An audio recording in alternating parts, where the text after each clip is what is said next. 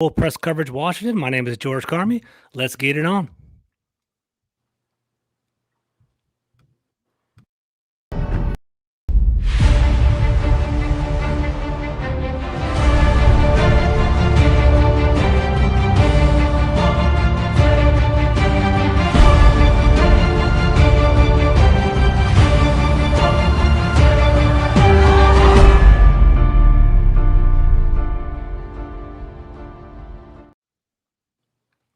Welcome to Wild Card Weekend, everybody. I'm here with Adam Aniba. Adam, how you doing today, man? Good, man. Finally glad to link up with you, man.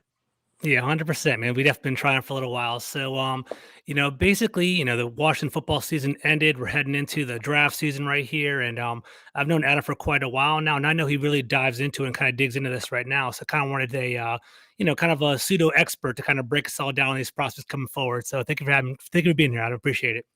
Always, man. Always look forward to talking about draft. Like I said, this has been something I've been doing since I was a kid. I always just sat there with a pad and paper, and my dad he loved football, but he didn't understand what I was doing. The draft was just never understandable to him. So it was something cool I was add to our dynamic.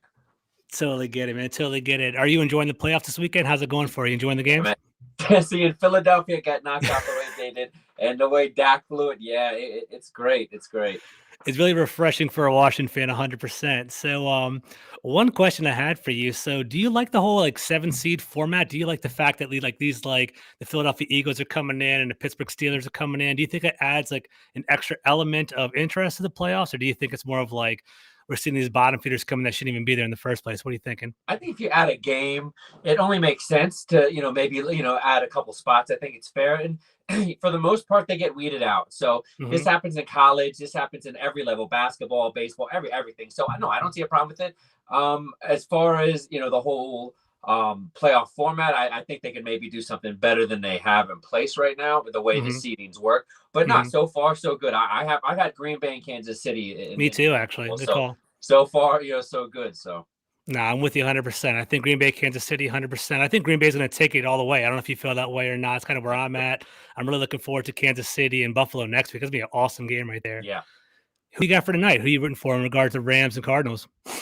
I think it's going to be close. Seeing Eric Weddle come back out of retirement to play for Los Angeles that's definitely must-see football. I love that. So I'm glad I'll be able to watch that later. But I've been on Arizona all year, and I know they've dealt with injuries, but I like their depth. I like the depth, their receiver position, and I just think when you have Kyler Murray on the field, I think that he can do things special. Granted, Cooper Kupp, I right love now, Cooper Kupp. statistically best in the NFL, hit in every category. I just like Kyler Murray in this one. I think it's going to be close, but yeah, I have Arizona getting it by 3. There you go. It'll be an awesome game right there. It's awesome. So, so Adam, obviously we're a Washington-centric podcast, and we wanted Washington to be in the playoffs right here. In your opinion, what was the big story of this whole season? Do you think it was more of quarterback play? What were the big deficits that Washington had, and how comfortable are you with the regime that we have here in DC? I definitely outlined a few of those, but to me, you want to go to the quarterback. That's always the first gut. But for me, for Washington, after last year, it's you got to look at the defense, the defensive letdown.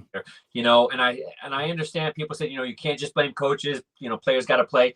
But listen, with the kind of unit that they marched out there, JDR, he fell flat. Yeah. To hear his a matter-of-fact attitude that, of course, well, why would I think I'm not going to be back next year? Yeah. It to me, it doesn't speak well for how Ron Rivera, I think there's a very, old school, former NFL, regime guys that are together. And I think you got to be careful with that. I think, when you're building your staff, if you're falling flat, you go to the playoffs, 7 wins last year, we can say fluke or whatever, but it was a fluke, but the defensive performance, in all the categories and, the turnover margin, I look at Indianapolis this year, Darius Leonard, one of my favorite guys. I love that guy. The way that Washington did it with Chase Young, Montez Sweat the year before, and you're like, well, what happened? To me, the locker room was lost. There was a disconnect. I've just heard a lot of things. I don't like to say sources because I don't do that, but just different people I've talked to close to the team, around the team. The Daron Payne situation is real. He went out. I heard that too, actually. Him and Allen aren't tight. So that, keep in mind that,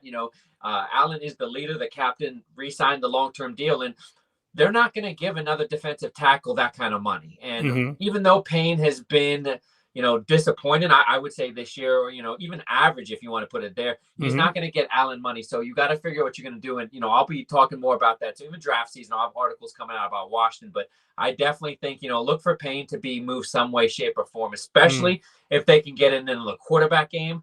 I don't Yeah. think they can. Personally, that's why I'm really going high on talking about these guys in the draft, because, we're not talking about the past 2 years. So I think at 11, we can talk about a couple guys tonight, but Got you. the trade route, I think you're going to have to include a guy like Payne. And, it's not outside the realm that, Sweat could be in that kind of conversation too. But, I agree. I think there has to be some changes, and coaches aren't going to be out. So I think somebody's going to, multiple players are going to be out. So we'll see.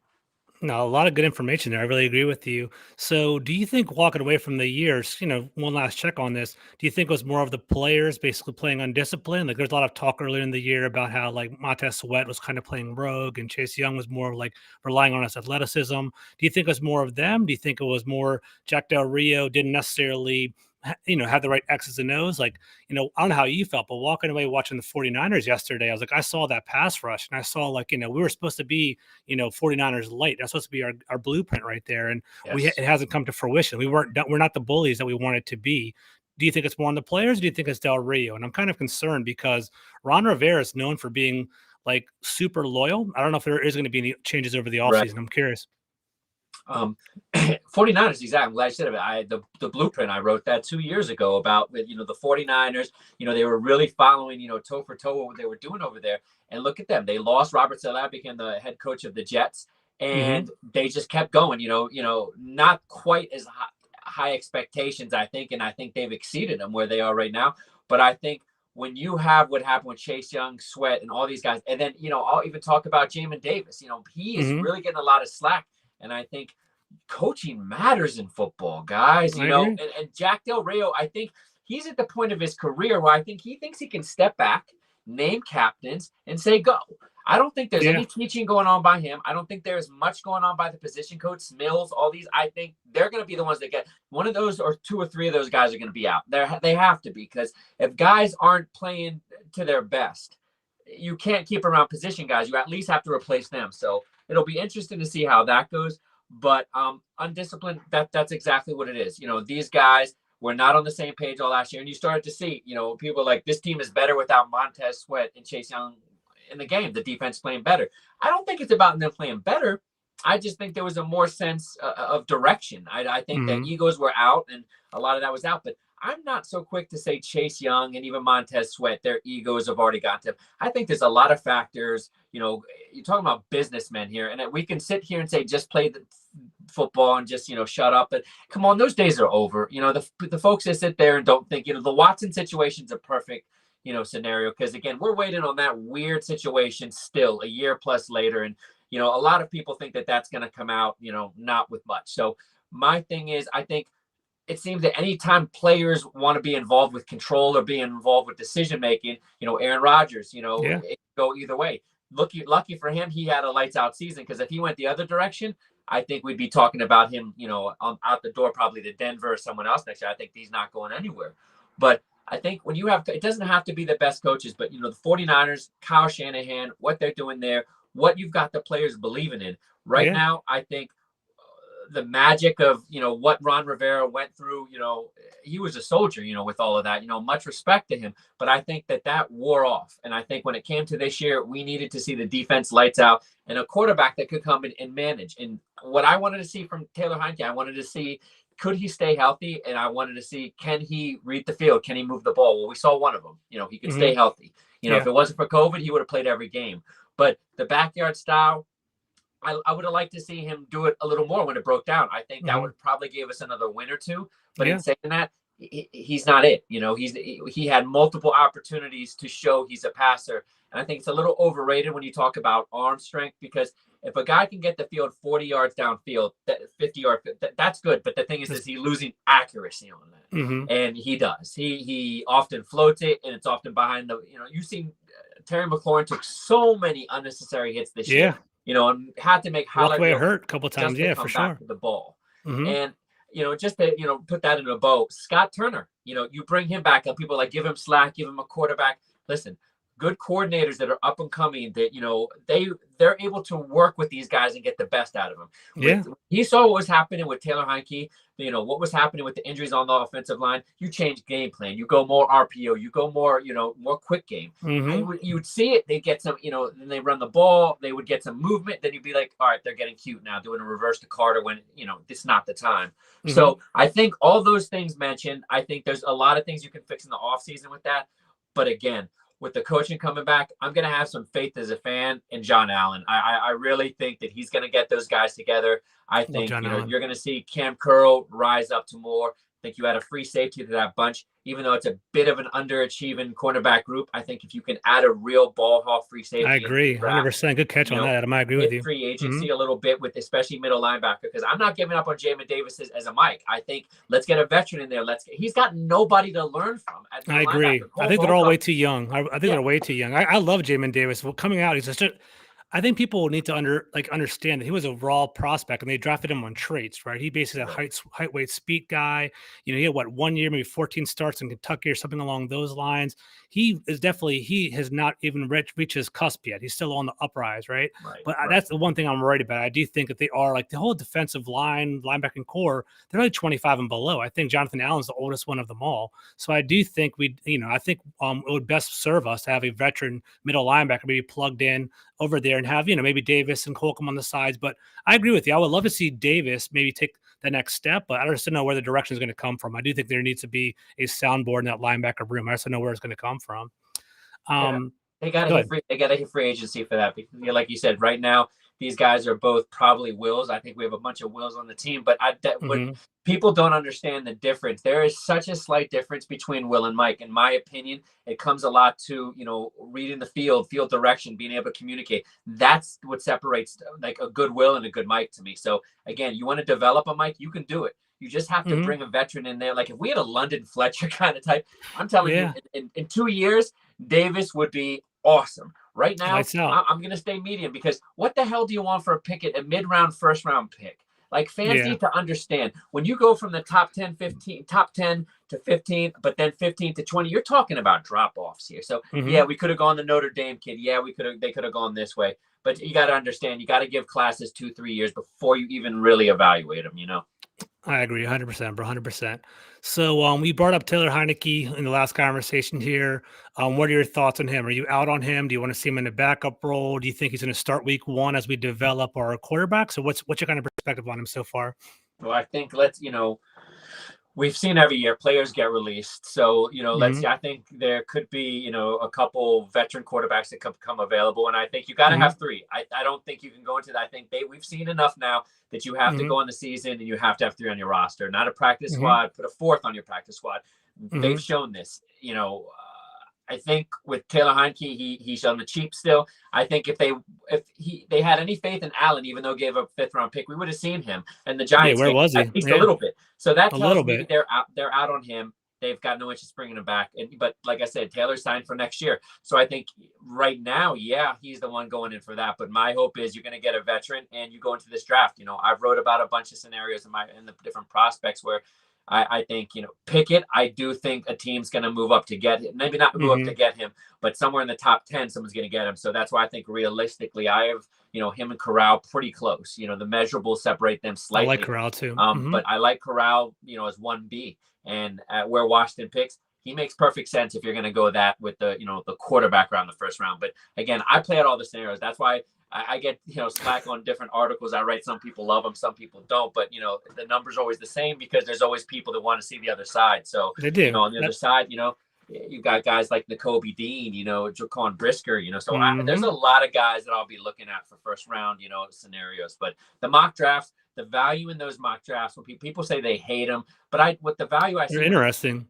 It brings names around. So, instead of just the first round, second, by the time we get to draft time and I'm still putting out prospects, people are like, oh yeah, I drafted him in the 5th or 6th round. That's what I want to hear because again, me with the small schoolers, Division 1, 2, 3, FCS, FBS, they come from all, directions. Kyle Duggar last year, the guy I sat down with We sat down I remember that. November before the Yeah. draft. He went the second round to the Patriots, just like Darius Leonard when we wrote about him. So it just Jared shows you Patterson, that you highlighted him as well. I remember that. Patterson and Patterson and Danny Johnson were two I highlighted that ended up going to Washington. So to see those hits early on, those are draft hits. But as far as let's see how they pan out. And right now, Kyle Duggar had a hell of a year.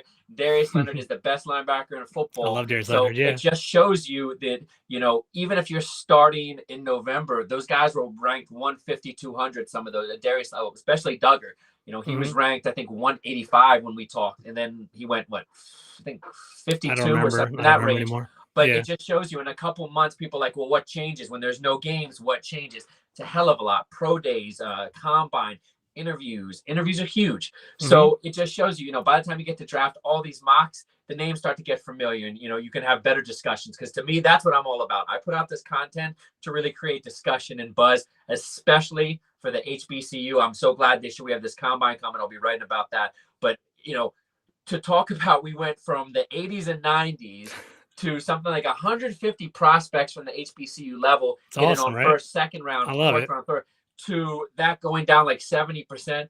There's a problem. So draft diamonds. There's a couple out there that they do a lot, some of that I do, but they got multiple staff, writers. Me, I got a small staff, but my editor. But we really bang it out. So I think this year Joshua Williams, Fayetteville State is my guy. He's probably that day 3 range. But again, Kyle Duggar, he's always happy. You never know. 6'3". He talked with Lewis Riddick. Deion Sanders raved about him. Awesome kid. I'll have that coming out soon. But there's some maybe not marquee talent at some of the small school level this year that are really going to blow you away. But I think when all said and done, when you get into the X's and O's, there's some really good prospects. No, yeah, Adam, I love that you're talking about all the work that you do. Like, obviously, I respect you. I've known you for a couple of years now. Adam, just for our viewers that aren't familiar with your work or haven't really been, are kind of being exposed to you for the first time, what type of work do you put into this draft prospect? Like, what's your background in all this? Like, what's your process for maybe evaluating a player? Like, how do you dive deep into this? Okay, so we started the Burgundy and Gold Report 6 years, so this will be our 6th draft.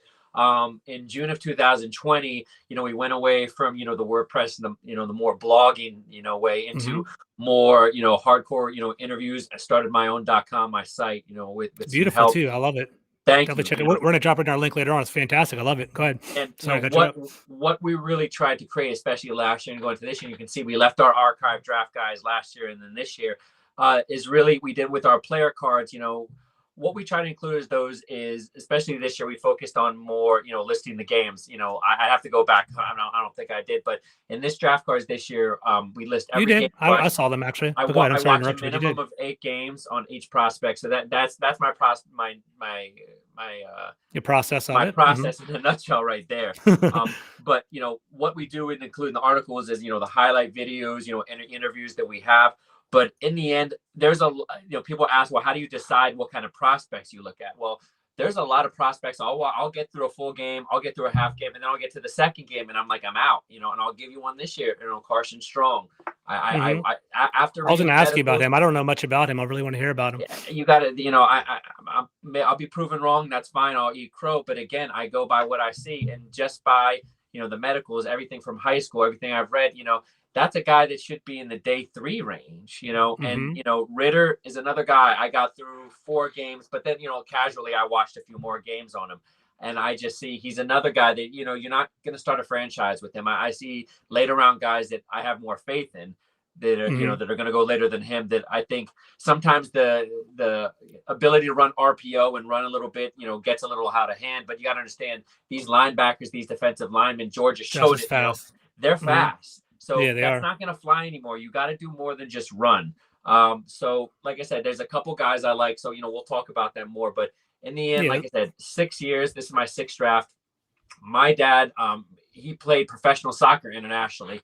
He came to this country. He was a freshman for Georgetown. And, by the time I was the 3rd kid, I was the baby. My dad was, I'm a baby too. I got you, Adam, with you. Yeah, he was a lot older by then, God rest his soul. And he Loved Washington. He loved Doc Walker. He loved Joe Gibbs. And, I've been Hmm. blessed to, talk to Doc Walker. And he's become, sort of like a guy I always reach out to, always there for my interviews. Hmm. And, but my dad, the part that he lacked was the part that I picked up was, Hmm. the ins and outs of prospects, the ins and outs of guys coming out of college.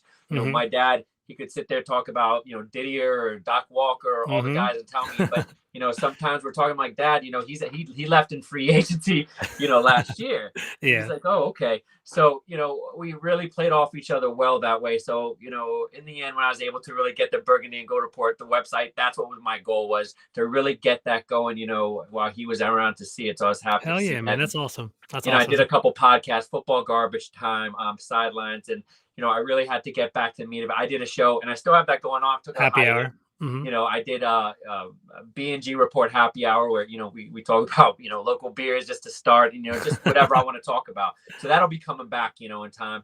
But for That's now, awesome, like I man. said, it's draft season. This is what I love to do. Like I said, since I was a kid, I just used to take notes. And as far as my background, I went to college, and writing was my thing. I always want to Hmm. be writing. I just love sports writing. And but you start to find out, what is a sports writer. What are these? But The job's are you hard. writing for yourself anymore? Yeah. And unfortunately, you're not. So Yeah. I pursued this as something that interests me, and then it's gone a lot farther than that. That's awesome. And I went into within the last, I think, was it 2019, 2020. 2018, 2019, 2020, get training. I've got scouting training. I've had some great, former GMs, been able to just like break down scouting reports I submit. So my goal was to really get the ins and outs, to really get the literature, get the stuff on that as, my Encyclopedia Britannica. You know what I mean? Like, that's what I have. And then what I do for my website is take all that and really, I try to cut out as much as the jargon as possible. Like in my Hmm. pros and cons for there's no way around it. You're going to, talk about, arm strength, this and that, whatever. But Hmm. as you can see in my writing, it's really, I think, it's out there. So anybody who understands football and is really just trying to learn more about a prospect, they're really getting to the meat of it. Unlike last year, instead of just focusing on Washington for my draft prospect, that's why, it's at the end of articles, it's always, either Washington football or, draft Other fits. 2022, just to Hmm. kind of, so some of our readers can, understand the difference. Cause even though it's still Burgundy and Gold Report, at the end, we'll put, like, for instance, Corral, we have about, 7 teams that he has fits on. Hmm. But so we're really trying to just make it more, out there for all the fans, all different teams. So, I'm not someone that's gonna, not talk about any of the prospects that fit on the teams, but I do gravitate towards prospects. I'm not gonna lie, that, do fit in Washington, and Yeah. especially the NFC East, a lot of guys, because that's what I'm focused on. But, we'll be looking about a lot more teams, in the future. But, right now, we're just locked in with the draft. We try to put out articles that really just make you think about a prospect, make you think outside the box. And, hopefully, some of the ones out there, a lot of people are, headline readers instead of, actually opening the article. But I promise, one thing that, my first 3 years to now is, really, condensed it, from those 6-minute reads to, down to our player cards are around those 3-minute reads, and Yes, that all we have, 3 minute, 4 minute reads. just Hmm. to make it, readable, you know what I mean? Because we know we're all busy. We want to get through as many as possible, not Some. just one. I'll put highlights in there, and our at the end of our cards, our player cards, it's a link back to our site that gives you, if you're just watching Corral, just to go back and check out ours. So really try to put out something there diverse that, I look around and see what's not out there, and that's what I try to Hmm. do. Especially, like I said, on the small school level, HBCU level, we've branched out a lot, because right now, I was really narrowed in on those divisions for a while, and now I want to continue to do those. But I also want to bring, prospects that I believe, are really great fits for the team I love, Washington. So 100%, man. You can just exuding passion when you look at your work, and I really do appreciate it. I love it. It's fantastic. And guys, for those of you that are watching the live feed, I actually put up the Burgundy and Gold Report.com link right below the feed so you guys can check it out. So Adam, awesome work. I can tell you love it. You're definitely passionate about it. So let's get into it, man. So like, I want to learn from you, and I think the right. listeners want to learn from you as well. So, obviously people keep talking about this QB class. Heineke has some deficits. We want to improve, and we want something efficient to basically lead our offense. So, before you jump in, I know people have rumored, hey, weak QB class. I'm looking at the Draft Network board. It said, I think, Kenny Pickett's number 18 overall on the big board right here. Who are your top 3 favorite picks in the QB class? And do you think they're worthy of the 11th overall selection? What do you think about that? Right. And I'm going to say this for the Astros: watch these shows, and all these experts come beginning of April. You're going to see all of these Top guys. 5. You're going to see, Yeah. yeah, it's going to be even crazier than what I'm saying. No, I'm saying that I think that back of that top 10 is when you'll start to see, a quarterback go. And I just think, especially with teams with multiple picks, you're talking about teams Giants. wanting to trade up, Yeah. teams with capital. So I think in the scenario with Kenny Pickett, I see him as the first one off the board. I I agree. think, I'm looking at Denver. There's a couple teams that I just think, and I'll say this about him. The biggest thing that I heard, especially after I did the write-up, is the small hands. Small And hands. again, Everyone says that. and again, two things. Number one, he played in Pittsburgh. Okay, Mhm. so he played in the elements. Okay, Yeah. yes, he wears gloves. So definitely that's a knock. But I, again, in my write-up, I have it as a slight knock, because if I saw balls floating on him, you're talking about he's putting balls 65 yards in the air on a rope right in his Mhm. receiver's hands in front of him in Mhm. stride. That's what Mhm. I want to see from a quarterback. So the idea that the ball is bigger in the NFL, I think fans need to, get a ruler out, because it's really, really Yeah, quarter small. of an inch or something like that, And right? I Nothing think that'll crazy. be broken down quickly in the draft process. If I'm wrong, okay. But I think Mhm. early on, they're going to test that. And if that's an issue, we're going to see it right away. Mhm. But as far as statistics, over 12,000 yards, 81 touchdowns, 31 interceptions. What I'm looking for in a quarterback is I'm looking for the progression from the year before.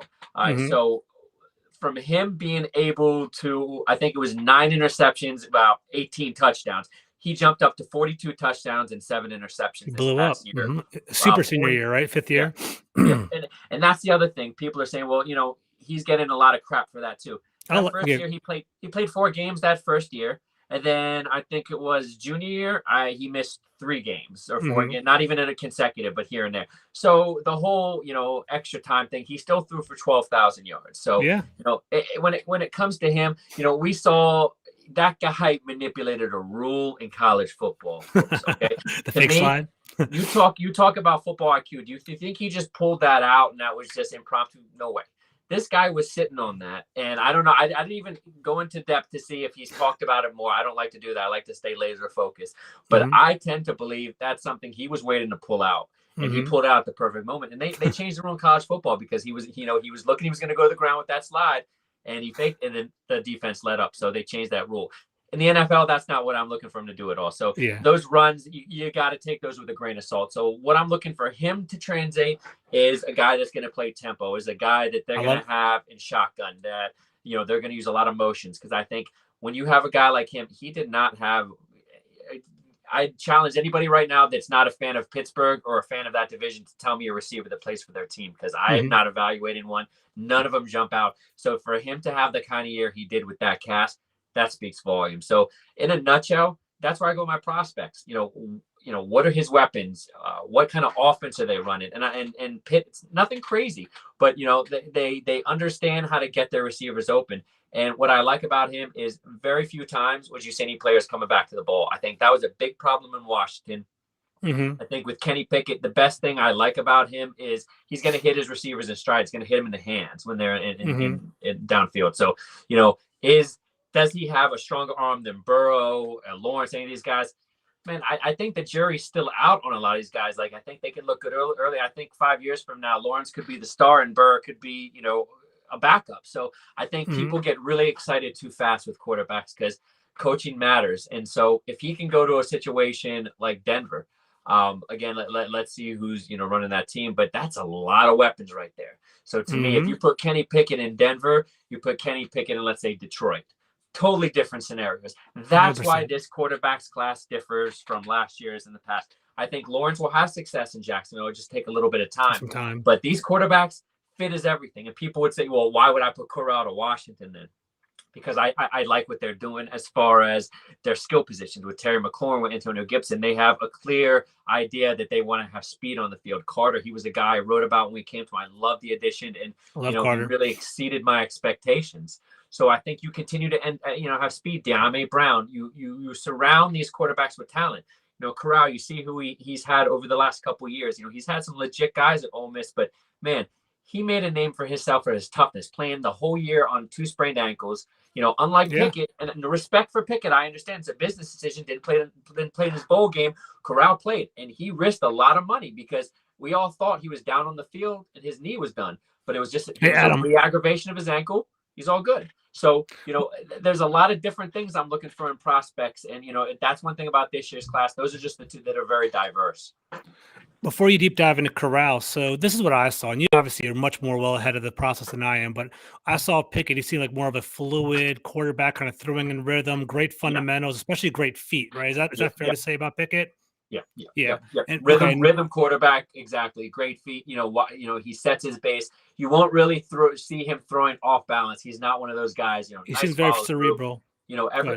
Everything is theirs. But that's the thing. The hands are a big killer. I'm like 6'3", 220. I think he'll come in a little shorter than that. But the hands will really be critiqued. But again, remember what they do at draft time. Everyone doesn't want to hype up their guy. Every GM, every team, they want to find problems. Because if you find problems, then you fall into your lap. 100%. A la John Allen. Okay, that was a good one. The arthritic shoulder. I guarantee you there was a lot of Washington brass putting that one out there. So let me throw this out there, and you can poke holes to it real quick. So Corral, right? Corral seems like a mobile quarterback, uber competitive. He seems to have the arm strength, sometimes erratic a little bit, right? A little bit small, and maybe one thing that I saw, maybe it's just really nitpicky, when he initiates contact, when he's a competitor, so when he's like running, he puts his shoulder down and kind of is reluctant to slide. That's my very early whatever January assessment of him. You're much more further in the process. What do you got? Is that fair? What do you think? Yeah, but like Trey Lance too. A guy like that. They're different. I'm just talking about the running aspect. Lance. That's why you need time sometimes to sit, because you have to understand. You do that, you're going to be out of the league quickly. But it shows that you have the toughness to do it. With Corral, I don't worry that he's going to do those kind of things right away. I don't think he's going to change his game. But man, his feet are his game. They're a huge part of his game. Malik Willis, that's a guy that uses his feet a lot talk about more. Him. But in Corral, I think this year was it just under 600 yards, 11 rushing touchdowns, but he still threw for 3,333, 20 touchdowns and 4 interceptions. So again, what do I look for? Only 4 interceptions this year. I think he had a 9 or around about that last year. So you're talking about cut the interceptions in half. The touchdowns weren't crazy. You wanted to see more of those, but you're talking about combining at 31 with the rushing. So all time, his career, he finished just over 8,200 yards, 57 touchdowns, 22 INTs. So to me, again, are you talking about top 10 right there just from looking at that? No. But I think when you break down his film, and again, we talked about the sprained ankles, this is a guy that exudes toughness. I think if you're having an NFL franchise, we're seeing right now, I don't care how good these quarterbacks are, how tough these are, Aaron Rodgers, he's showing you, as far as toughness goes, that's what I can see. That's the only comp I can see is toughness, because I can see him, this kid playing on a broken foot. So to me, that's what you want to have on your team. You're talking about pick number 11. I think if you're talking about they just sit there, can he fall to them?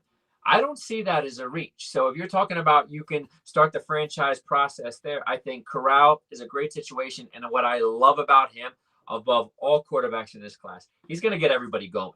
I think people love Corral. People are going to love him. I agree. He's going to bring that Ole Miss swagger. And I love, I'm a guy, SEC was, I'm buried in it, but I've really been able to branch out. But I always come back to these guys because they're just so tough. And out of, the last couple Ole Miss quarterbacks we've seen, there's been a lot of, expectations. A lot of them have been runners. A lot of them had that dual threat label. But Corral, he brought it together as a passer. But again, what we're going to, I don't really focus on my evaluation much about it, but because I didn't talk about just a team fit. But with a lot of tempo, a lot of the RPO, a lot of the stuff that they do, people are going to question, does that eliminate teams? It does. It's going to eliminate a lot of teams. But I think Pickett and Corral, I think if you want to, get your system ready and start them day one, you can do that. They're the only 2 guys in the class that can do that. And I think when you have the running games going, that's why I talk about Denver for Pickett and I talk about Washington for Corral. You have a run game in place. You add pieces. You start him. So I think Ron Rivera said it. If they go that route, they're going to expect him to play right away. Those are your 2 guys. After that, I think anybody else in this class, I like a few others, but they're going to have to sit a year, just like Lance. Yeah, let's throw this out there. So for one, I was blessed to have Doc Walker on yesterday for my podcast, and I was talking to him, and he was like, he doesn't want Alabama guys. He doesn't want guys that are like that nice pedigree that's been winning for years and years, kind of papered. He wants those guys from like Old Miss, and other SEC schools that are chasing Right. the dog. He wants that dog, and I was like, dude, you're gonna love Matt Corral because he's feisty and he has that energy behind him. So I love that right there. Before we pivot to another quarterback, you know, so you said you watched, 8 games on Corral. Did you watch him against those big dogs, against Georgia, against Alabama? Like, how did he perform against the higher competition? Did he perform pretty well? I think he definitely left some on the field, but Okay. man, he made some great decisions in those games. You can see how he adjusted his style to those teams, Hmm. and it's out of respect because Hmm. he knows that he couldn't pull off a lot of those. He would basically get his running backs killed with some of those Hmm. dump offs that he was doing against other teams because the screen pass, the crossers, the slants. You got to be careful against some of the big hitters because you're going to get your receivers killed. So if you can't put it out in front of them, give them room to run. I think that changed their game plan. So I saw a lot of that, and he's able to use his feet to get out of a lot of situations. I think in this NFL right now, there's very few situations where you can have a true pocket drop back quarterback that doesn't at least have some legit lateral movement. You Yeah. can't be a guy, like a Can't be a Peyton statue Manning back there. anymore. Yeah, exactly. Like Tom Brady, we're not going to confuse him with a runner, but he can move laterally through that pocket, and he Exactly. Functional mobility. He's smart enough and he functional knows mobility. functional mobility. He's smart enough to kind of get out of the pocket. I agree with you 100%. Right, right. So, yeah, so I loved it. So basically, this is what I took away. You said basically Pickett is one. We have basically Corral 1A. Yeah. Both of those guys could start day one in your opinion. So let's go on down to number 3 then. Would that be Sam Howell? Is that a safe assumption, or what are you thinking for number 3? It's close to me with Malik Willis and Howell. I'm breaking down Okay. Howell right now. I'm a couple games into him, but I did watch. Of course, I did De'Ame Brown last year, so I am Mm-hmm. very familiar. But Mm-hmm. it's a big difference this year. He lost a lot of A lot of weapons. He talent. lost Daz Newsome. He lost De'Ame Brown. He lost his running backs. Not one. He lost 2 running backs. Michael So Carter, Javante Williams, exactly right. Mm-hmm. he definitely took a hit with that. But I like how he's responded. He's another one though. You don't draft him and say he's going to be your day one starter right now. To me, I have Malik Willis ahead of him.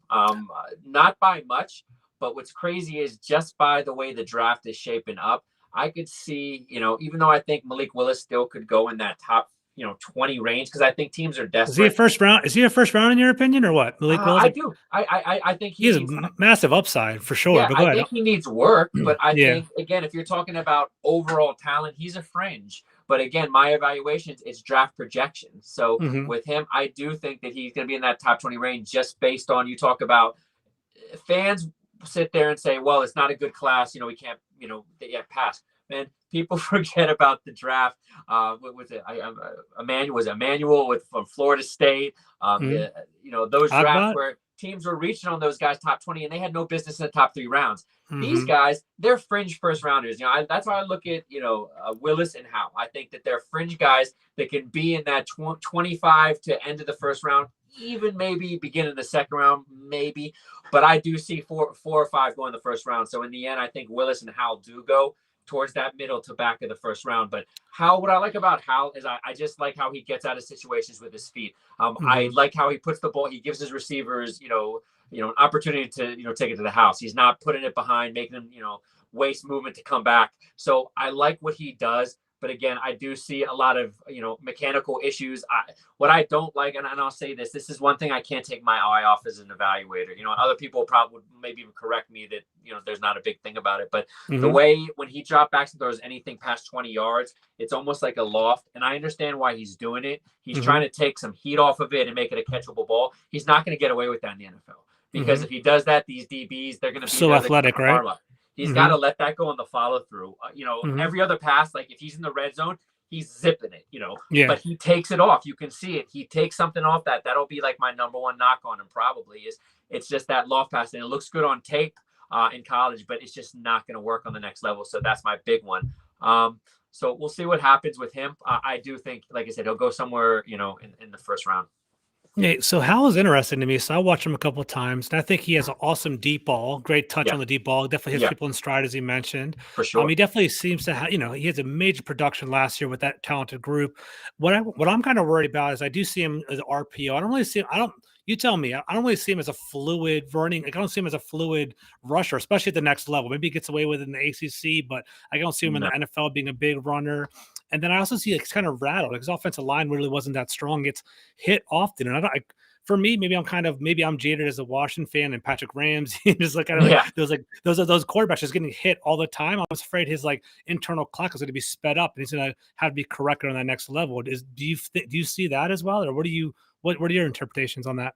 I do. That's why I like Willis better, because I think you want a quarterback that's going to get you out of trouble. I think Hmm. that's one that, we'll get to in a second. But with Howell, I think, yeah, you better be doing, a movement offense. You got to have a lot of motions. You got to have a lot of things going on. And the reason, that's important for especially someone like him is because it takes a lot of attention off of him, because the defense or the linebackers, they're looking at the receivers, looking who's motion there, there's a lot going on. So he does need that. If you're going to try to just put him in an NFL style West Coast offense, no, he's not Hmm. going to work it out. I think that there's a handful, and that's where I have some of my challenges this year compared to past, is looking at some, what I think are a couple teams that he could fit on. I'm not just going to do Washington if I'm going to put him out. Yeah. And, I do think there's a few teams that can have him, but not as a starter right now. So that's why it's going to be debatable. Is he going to be in that top 25 or toward the end of the first round, or, early second? I got you. Okay, cool. So that's a good take on Hal right there. So let's pivot to Willis. So Willis definitely he has that immense upside. I think he's a 4.37 40. I was watching his games the other day. What I like about him is he does have some size too. He's a bulky quarterback. I feel like he can take a couple hits at the next level. Like I don't think he's gonna stray away from using his legs on the next level. I think he can definitely incorporate and kind of the next team can basically build around him as well as a running quarterback. I do see that. His arm is immense and is large, in my opinion. But I do see inaccuracies and I Yes. do see like inconsistencies. Like some plays, like he's a wild. When I watch his film, it's a wild ride. Like some plays, like damn, look at him just do that. Then at the same time, like damn, like what the hell was that? Like I do see both ends to that. Like what do you see with Malik Willis? What do Yeah. you take away from him? Unlike the other guys, like, because I, wrote about this guy too. So we'll start off on the negatives. You're Hmm. talking about mechanics. The back, throwing off the back foot. That kills me. You know what I Hmm. mean? You see it in him. You're like, he had enough room to really step into that. And again, we're talking about Liberty. So Hmm. with Freeze, these guys, they're really going the right direction. But that NFL coaching that can really take some time with him. If you're going to get a guy in the top, 2 rounds, they're going to dedicate, a quarterback coach to really focus on mechanics. So I think if you can do that with him, it's going to do a lot. The elongated throwing motion, it does give me shades of Aaron Brooks from, the New Orleans Saints, if Yeah, anyone back in the day, remembers. I remember I him. do Yeah. see a lot of those comparisons. But I'll tell you, one of my favorite things is watching him run. Hmm. I found Awesome. and I put on my write up. I just really found, there's this YouTuber out there, really cool guy. The perfect video was basically side to side him and Michael Vick. Okay. And I just say, just go out there and watch this. Anybody that says no, he's not in that class, no, he's not. But his stats destroyed Michael Vick, number one. But Okay. again, it's Liberty, so we won't go too crazy. With a grain of salt. But Yeah. let's just look at the runs. Like, the video I put up, we give you an opportunity to see his throwing motion. It really does look very similar to Michael Vick, and everyone Okay. saw Michael Vick. I gotta look out for this. Okay, cool. But we got to remember, he started at Auburn. So Okay. although he was at Liberty, he was at Auburn for a brief amount of time, and we all Why did know. he leave, Adam? I don't know much about that. You know?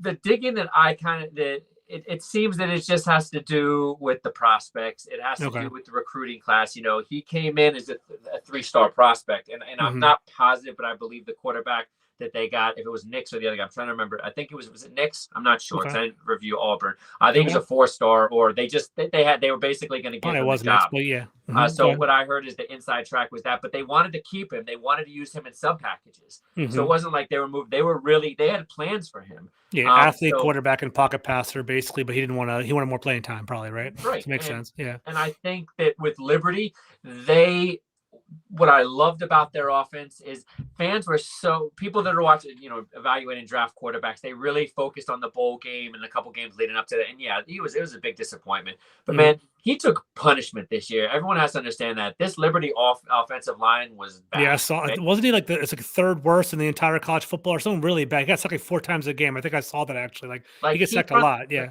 like don't get me wrong, he runs around too loud and and he he brought needs it on direction. himself. I Yeah, agree with you there. I agree with you he, there. he needs direction. But as far as I saw a lot of times when he was out of the pocket, and just like Russell Wilson, he was looking to just create, a passing lane, by running it. on if fans just look at those games, some of the games that I highlighted, I mentioned in my article, you can see, it looks like he's either going to take off or just go out of bounds. In the last second, he just flings it sidearm, 15-yard touchdown. That's the kind of There you stuff I go. want to see, because I feel like the Hmm. NFL is trending towards We're just going a that lot more direction. college game innovation. Everyone said with Robert Griffin III that all of that was going to be out. Now we're It's seeing all not. kinds of different versions of it. Yeah, it's So, awesome. as everything evolves, I think if you're we got to understand the money is not the same as it was for quarterbacks. If you're drafting a quarterback outside of the top 10, if you miss, it's not going to kill you. Dwayne Haskins didn't kill We bounce Washington. back. Yeah, exactly You know what right. I We mean? bounce If back. so, Yeah, if it didn't Washington kill grabs us. the Yeah. quarterback at 11, whatever, it's not going to kill you. So if you're talking about Willis, somewhere in that top 25, of course, I see him better than a lot of quarterbacks in that range last couple of years. But again, for someone like him, you have to have patience because there's a lot of stuff to clean up. But again, just like Michael Vick, cannon arm, and he's dynamic when he goes off script. But he has to embrace the short game, and I think that's when you can get him into offense. It has to be the right fit. It has to be a team that's willing to tailor around him. And I think he's not a kind of everyone thinks that someone like him will come out every year. I disagree. I think that his athletic ability, and yeah, he took a Special. lot of hits, but he stayed healthy. So I think you get this guy on the team, you have a plan, teach him the short game, work with his mechanics, man. I think, and that's why, Trey Lance, they're slowly using him. And I think that's what a team should do with him. If someone drafts him, I'd use him in sub packages. I I would think too. that's I the think way it'll they be have really my smart. wife. She Yeah. is big into that. You talk about someone that's ahead of the curve. We talked about a while ago how Tim Tebow used to do it there. She said, well, why aren't we seeing it more in the NFL? She knows about the Taysom Hill when I showed Hell her. yeah. But, That's why aren't awesome. we seeing it more? And I said, we are. We're going to see it a lot more. In the next 5 years, we're going to at least see, I think, You 5 teams need in some, this give me league doing that. exposure. We're seeing the Marcus Mariota and the Raiders. You start seeing this more and more. I agree with you there. So Right. I'm gonna throw you a little curveball. Let's see if you're ready for this. So we talked about maybe 4 or 5 quarterbacks going in the first round. You prefer Pickett and Corral. Let me give you an option, right? Let's say Pickett's gone. I think he's gonna be gone top 5, whatever it be. Would you rather take Corral or would you rather take Malik Willis and have like a veteran quarterback, let's say Derek Carr or Garoppolo coming your way? Which option would you prefer? So you're talking about take Willis a little later? Well, I guess Willis is only gonna be in the first round, right? You can't Well, I'm not really, going to take him at 11. Yeah, see, I'm not yeah. at 11. Let's say he Corral, like, falls to the second round. I'm saying hypothetical. Like, I mean, in is a, that in a something you want to heartbeat. do? If he even fell to the end of the first round and Washington I'd has be a surprised. quarterback, I think you try to jump back in and get someone like him, Okay. but not early. But Corral, yeah, that's a great situation. But if you can do it like a little later and get Carr, my issue with Carr is I like what I saw, but man, when he gets in the red zone, I just don't. I think Washington has a problem with that, and you're going Yeah. to bring in a vet that has a problem with that as well. I'm saying he'd be one of the biggest upgrades Washington's had a quarterback ever. Yeah, for a I long just time. I just don't, and I think that's going to take 2 or 3 first round picks. I think people might undervalue this quarterback I market. agree. I think the investment in Carr or Garoppolo will be way too much, right? I Huge. think And like Garoppolo, take him out of the picture. I think that Kyle Shanahan is really, really smart, and I think he knows what he's doing. He's definitely playing his strengths. I think Garoppolo goes to most other teams and he does nothing. I hope Washington stays away from him because I think that they had a plan for him until they mhm, got a draft pick, and they're gonna go as far as their defense goes, not as far as mhm. Garoppolo and their run game. Let's say, Yeah, the run game's Debo fantastic. I love Samuel in watching the that run run game. It's game. so nice. You Yeah, know, it's fun. so I think it really when you take the defense's attention fully off of Garoppolo, it can help him shine a little bit. So that's fool's gold right there. Gotcha. I agree. I agree. So Adam, let's do this. We have like 10 minutes left for the show. Do you want to focus on a couple more prospects or do you want to Sure. lump like Strong and Ritter and Sure, all them together? we've Which one do talked you want about a to lot of quarterbacks, but again, I do? definitely see a realistic situation where they're going to be able to get, like I said, teams release quarterbacks. Mhm. The Deshaun Watson, I don't know how that's going to turn out, but I just don't think no matter what happens, Washington is the destination with everything that's happening with Yeah, it's just too Pete much, right? Carroll. It's not a good match, I don't think. Yeah, I agree with No, you there. but if they can figure out, we'll put that out there. I don't even have a name because I'm not into that mode right now. Yeah. But a guy that I just love, and some might even say it's a little early at 11, man, N'Kobe Dean, and it's not Mhm. even just because of the national championship. It's It's a I was monster. turned on, just checking out a little of him last year, and then really what he did between. Again, we talk about as an evaluator, what have they done from 1 year to the next, just like Jamin Davis, tremendous upgrades.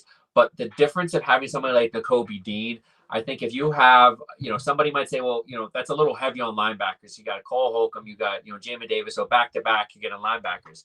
But what that allows you to do is a lot of teams are going to be going to more 2 tight end, 3 tight end sets. I just think it matches up well with quicker defenses. It throws them off. So I think if you're able to have a guy like Nakobe Dean, you can line him up outside. So if you're going to end up moving a guy like Payne and maybe even Sweat, Nakobe Dean's a guy you can put on the outside on passing downs, but you can Okay. also put him in the mic on passing downs if you want to, because he has the ability to drop back cover tight ends and running backs. I'm about 6 games into him with the national championship, and I'm pretty damn sold at number 11 if he would be there. I Yeah. think the teams are just going to fall in love. I think he's going to be at his pro day if we get to the combine. I think Burner. he's going to go up top 10. People are just going to absolutely love his game. What's his 40, right? Do you have any idea how fast he is? I'm just gonna guess because there's been people have said that's what I'm All saying. over You the talk to place. Georgia fans, they'll go from anywhere from 4.4. Then you're talking about people that say probably about that 4.65 range. Got you. So Okay. I think it's gonna be around anywhere between in the between of that. So Got you. but it's just it's his motor, it's his hustle. And the Washington linebackers, they don't have that. And I think if you're drafted somewhere 11, the thing is, what are you going to do with them? You don't have to take them off the field. So, I think right now, is he a trendsetter? Is he like, does he bring the hammer? Is he pretty, yeah. Is he a fiery linebacker or what? Yeah. And you look, and his size is not going to blow you away. I think he's going to come Okay. in around 6'1", 225. But you're talking about safety, strong safety instincts. Or even free safety. Like I said, he can drop with some of the best of them. He's fluid. I've seen, better coverage linebackers, but what I haven't seen, we talked about, last year, some of the kid I liked from Tulsa, he's able to rush the pass and do this. And, that he was a lot bigger. But the thing about Nakobe Dean is he's more compact. You think about London Fletcher, compact kind of linebackers. He's not that small, but those guys are able to really get in tight spaces. Anytime offensive linemen try to get you just think of it. They try to really get a hold of them. It's just hard because they're really slippy between the tackles and the guards, especially. You can have this guy running stunts. You can have this guy on the outside. There's just a lot of creativity. So at number 11, if you're not going to go quarterback, I'm not a fan of the receivers to go. I was going to ask you one question. It's like, for me, I definitely big picture in a dream scenario, I was thinking Washington get quarterback first round. I'm curious about linebackers. Is there a wide receiver that Washington get in the early second round that would possibly be like a plug and play, like true wide receiver too? Do you think we can get away with that or what? Yeah, that's a hard question to ask you, but I don't know how deep you are with wide receivers right now. He could, again, they're all going to move up, but right now the range that I'm looking at him is, Jahan Dotson from PSU. You talk about speed. I think a lot of people are falling in love. I think in Cam Sims, I think you have a quarterback, they'll get him the ball. That's a solid possession guy. I don't think I like Cam Sims. And that's why I look at some of these guys in the draft that are 6'3", 6'4", and in the first, second round range, I'm not touching that. But a guy like Jahan Dotson, he's that first round fringe guy. So you get him, and everyone. I'm just a guy. I'm not high on Samuel right now. I'm not convinced that he's going to come back in year 2 and he's just going to do special things for us. People talking about using him in a Debo Samuel role. No way. He's not even that type of receiver. Yeah. You know what I mean? At all. So I think Washington should operate like he doesn't exist. I know it sounds so bad to say, but it's like you don't ever know with these soft tissue injuries. Like he's going to come back, he's going to contribute, but at the same time, you can't bank on him. That's an epic flaw to have. We should definitely keep investing, keep adding talent over there. So, right. And, give me one or two more prospects before we wrap it up, Adam, if you don't mind. Sure. And then another guy, we talked about. I mentioned Brisker before. He's a first fringe round guy, but it's hard. I got a couple. Okay, go ahead. Do what you gotta do. I like tight ends. Okay. Right now with Logan Thomas, I'm a little concerned with his injury. It was a little delayed in getting that news, but it is a tear. So, it's still that, hopeful that 7-8 month time range. So I think you're talking about going in with, Reyes and Bates. I like Bates. I like him a lot. I like him as a tight end too right now. But this guy Windemeyer out of I'm blanking, Texas A&M. Okay.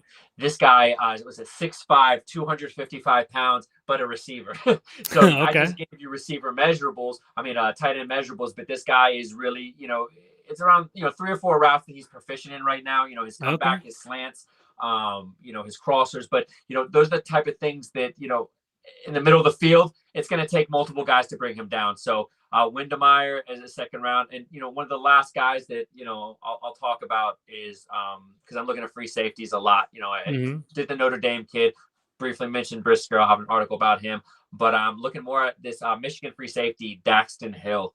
6'3". Everyone says he's running in that 4.3, 4.4 range. Hmm. Ball hawk, can be that, that deep safety that we're looking for. So I think Hmm. all the pieces that they have, you're talking about a guy like that in the second round. Like I said, it's early, but those are a couple guys that I think you can come in next year, supplement some free agency, players of free agency, and really have a good offseason. But I think you really, unlike years past, you got to hit, in the first, second, third round, because that St. Juice pick that's gonna haunt them. Because I think you can miss on a first round pick sometimes, but if you look in the third round, some of the guys on the board, they missed because he's already Yeah, had enough concussions to be a concern. And that's I just true. think, yeah, Concussions, you don't mess with them. yeah, and I think he's going to be, in the end, it's not going to be a wise investment. So I think you got to really, you got to get a quarterback in these first three rounds somehow. I like this kid Zappy, the Yeah, I nation's saw that. I read that article. Actually, that touchdown. was a good article. Hmm. He's around a fourth round range. So a third round is a slight reach. I think if you're Washington in that third round, you can probably end up trading back in the back of the third or early fourth and get Zappy and still get extra picks. And he's not a guy you're going to bring and start right away, but this is a guy who had success in the air raid. You talk about Pat Mahomes. He doesn't run Hmm. like him, but you talk about those decisions. He can do those sidearm throws. Doesn't lose a lot of accuracy off the long balls, but his bread and butter is just the quick game. And for an NFL Hmm. quarterback right now, even though he's a mid-round quarterback, any quarterback that can come in and run that quick game proficiently, that football IQ, that's what I'm looking for in a prospect. But yeah, in a nutshell, just a few I like. Coach, you up on one more before we're all done. So tell me about Ritter, man. People keep talking about him on Twitter. I don't really know much about him at all. So what do you got on him? Do you like him? Is he like what's a comp for him in the NFL? Like what do you have in regard to him? I don't know. I don't know. Like I said, I did about 6 games in. I watched the bowl game, and I've seen enough because I watched him last year, and a lot of people thought he should have came out last year. I think he probably would have went. It's crazy to talk about quarterback class is bad, but some think he could have gone last year and been, the top of the first round. I Hmm. think unless he really has some unbelievable pro days in the combine, he's a second round guy. I Hmm. think you're talking about him and Carson Strong in the same conversation. Carson Strong's, knee issues dating back to high school, those concern me. And he just looks extremely robotic. So I don't even have him on my board at all. If he Hmm. ends up in a perfect situation, I'll eat crow on that one. Great. But Ritter, I think, he has to come into a solid veteran situation where a quarterback is there at least 2 to 3 years. He's A got to couple learn. years away. Okay, Yeah, interesting. I'm not saying Okay. he's done, but he's not a finished product. And Cincinnati, what they do over there, they're not really preparing him for a lot of what he's going to do on the next level. So I think NFL coaching, some time, a solid veteran presence ahead of him. Yeah, he could definitely be something in the future. But right now, yeah, he's not going to be someone I evaluate more There than you five. I go. did 5 games, so like I said after 5 games, I Oh was my done. God, not enough.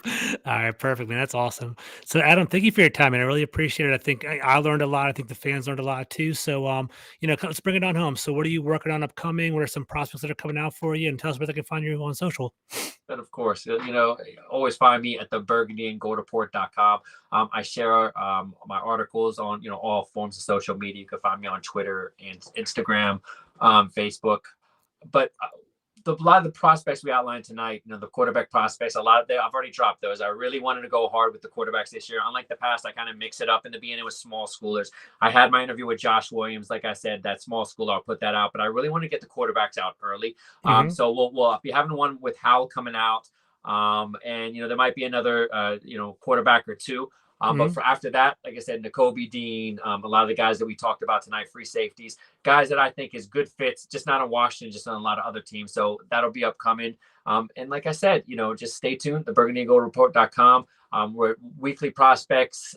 Like I said, during the week, sometimes, we'll even drop off Washington articles. We dropped one about, a lot of people thought it was strictly about the Ravens quarterback Huntley, but it was all options on the table. We mentioned, all the free agent options, Hmm. and, Huntley's a guy we didn't discuss, but he's an ERFA that Washington would probably get him pretty cheap. So that's another option. Check out the burgundygoldreport.com. So it's not just the prospect cards. We got Washington articles as well. But man, Hell it was yeah, man, great to be definitely. on the show, man. I really appreciate it. 100%, man. And guys, definitely check out Adam's work. I love listening to Adam because Adam, he intentionally tries to find an extra niche, right? He definitely, he understands that mainstream part, but he always tries to find that extra angle that no one's looking for. So I do appreciate that. So Adam, thank you for your time. I think people learned a lot, and I'll talk to you soon. Okay. All right, Always a guys, have a pleasure, great man. night. Take care. Hey,